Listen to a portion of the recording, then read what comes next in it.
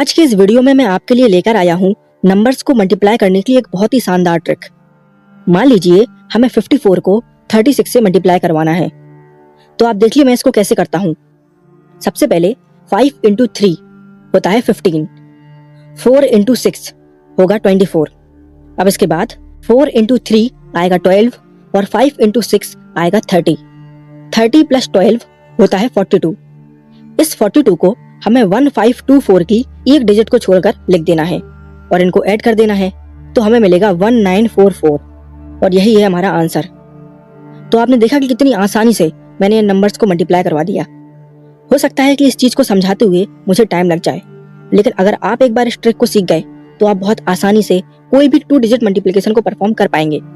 चलिए एक और एग्जाम्पल को लेकर हम इस चीज को और अच्छे से समझते हैं। मान लीजिए इस बार हमें 43 को 24 से मल्टीप्लाई करवाना है, तो सबसे पहले 4 × 2 होगा 8, लेकिन हम यहाँ पर 8 की बजाय 08 लिखेंगे क्योंकि यहाँ पर हमेशा एक 2 डिजिट नंबर आना चाहिए। अब 3 × 4 होगा 12, तो 12 को हम इसके साथ लिख देंगे।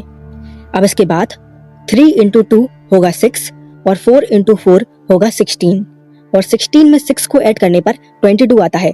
इस 22 को हम इस नंबर की एक डिजिट को छोड़कर लिख देंगे और इनको ऐड कर देंगे, तो हमें मिलेगा 1032 और यही होगा हमारा आंसर। चलिए एक और एग्जांपल को डिस्कस कर लेते हैं। मान लीजिए हमें 76 को 97 के साथ मल्टीप्लाई करना है, तो 7 × 9 होगा 63 एंड 6 × 7 होगा 42। अब 7 × 7 = 49 एंड 6 × 9 = 54। 49 + 54 = 103।